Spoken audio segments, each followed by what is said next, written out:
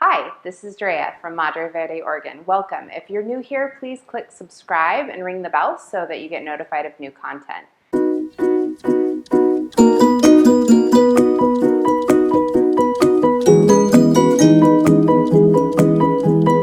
Today we're going to do pizza. It is a very easy go-to pizza dough. To start with, we have 4 cups of flour. I use unbleached bread flour because bread flour actually does give you a crisper crust. I'm just going to throw this into my KitchenAid. Flour, I'm going to do about 2 teaspoons of salt, and then I'm doing 2 teaspoons of sugar.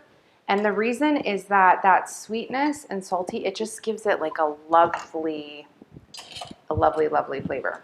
And then I have a packet, it's not very technical, but a packet of, thank you. Thank you, Thing. Thank you, Thing.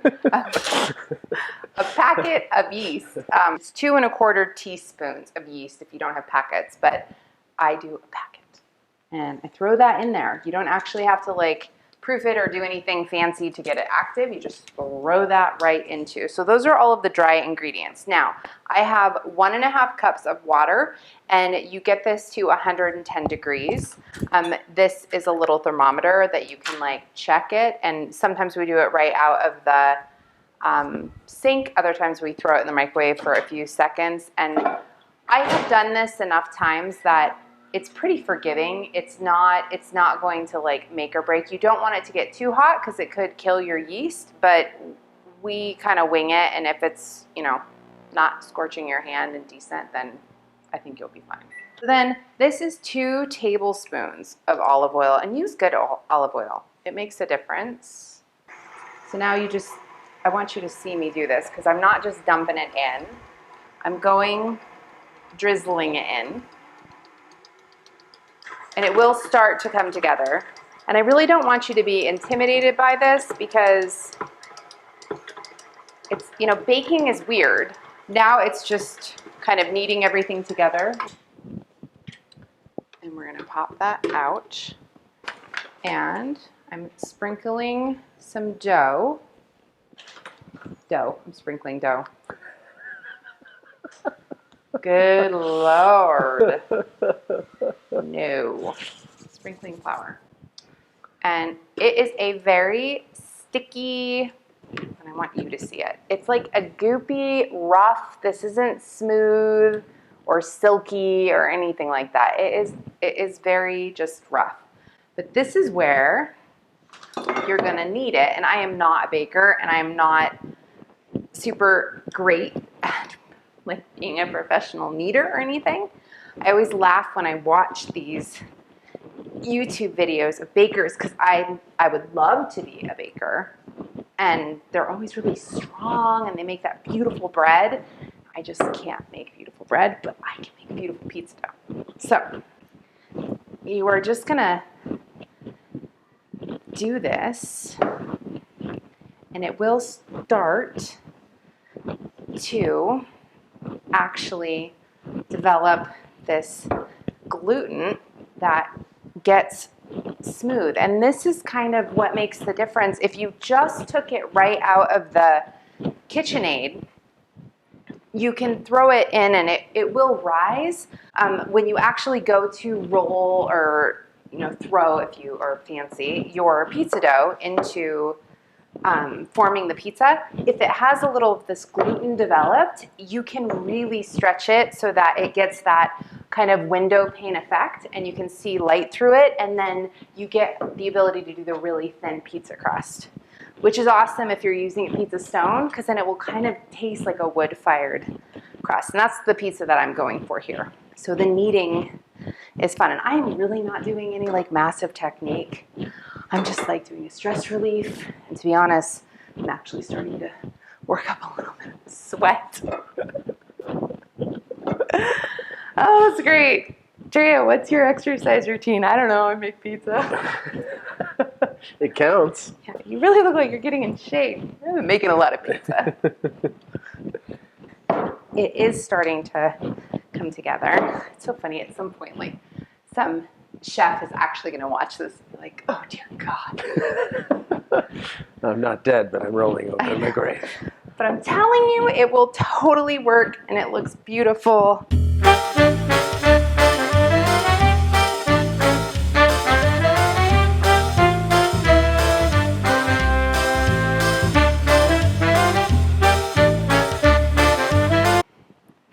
So, Olive oil in the bowl. yeah, and if I want to show you, this is what I did before. Some people actually do knead it even more until it really starts to get smooth, but I think I've kneaded it about probably 3 minutes in addition to that, and this works, so go with that. Throw a little bit of olive oil in here, and I'm going to throw a little bit of olive oil on top.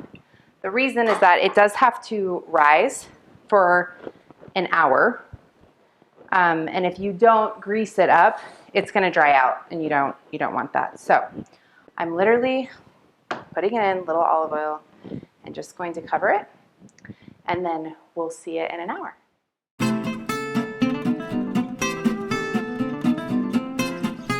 This is the beautiful dough.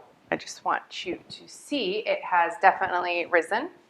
And now what we're going to do is we're going to take a little bit of this unbleached flour, and I'm just kind of sprinkling it on here. I love this thing. I don't actually know what it's called, but with any sort of bread, it works really well. So now this dough, it doesn't just collapse actually when you do that because of that structure in it. So I'm just gonna kind of do this. And what we have found is this amount of dough, this here, is perfect for about 4 pizzas. I cut it in half. Quarters. And if you actually had time, I would say like even kind of get it into this and then leave it again. Like the more that you play with it and then leave it alone, the better. But we are not going to do that. We are going to make some pizzas. So what I have here are pizza peels, and these are wood. You can get them on Amazon. And then I have some cornmeal, and it is important, don't try and use polenta, but use cornmeal. You want something fine. You want to put this on this because this is going to make it slide off onto your pizza stone. Pizza dough. And I do not know how to throw it, but I will tell you that even if you don't, you can just start to pull it, and it's beautiful because we develop that gluten. Put my hands in here and pull. I literally am just pulling, and this is what I meant by the window. So you can see that light through, and it just allows you to really pull the dough, which is so awesome. It's starting to get a little bit too thin, but that is amazing. And then I lay it out and I leave it. Like, don't touch it again. It's like work it and wait, work it and wait. Doing the same thing. So I just kind of stretch it a little bit evenly. You kind of, if you do too much one way, you're not going to have a circle. And then I'm stretching. I want to leave a little bit on the edges because that's going to give me a nice crust. Crazy. So we will do, I am going to film actually Corey trying to throw it because I think that will be funny. Why not try? When in Rome. When in Rome. I guess. Or in Oregon. Naples. Or in Oregon. Pizza's from? Where's pizza from? It is. Italy, Naples, Napoli. What I do at this point, and you know, if you want to look in a different video for, I just leave it again for a few minutes, like 3 to 5 minutes, and then you can add your sauce and your toppings. You don't want to go too heavy because it is a very thin crust, and it will get soggy. If you add that sauce, you want to work quickly. You want to add like 2 to 3 tablespoons of sauce and your toppings, and then get it into the oven. But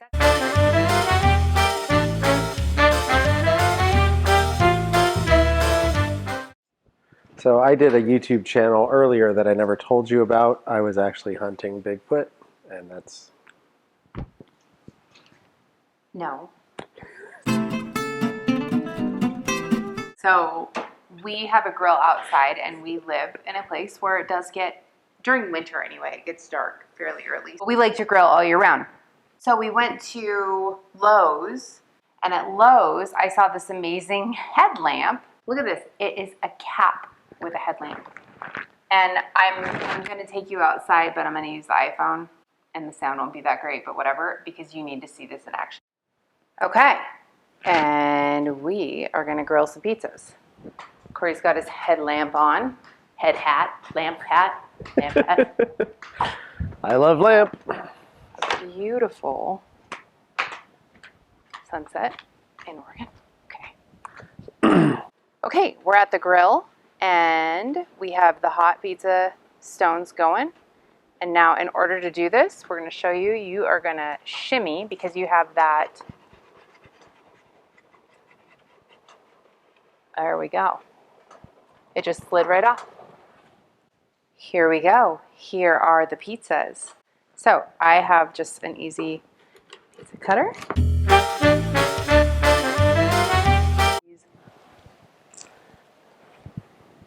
Boom. There, oh, it's so good.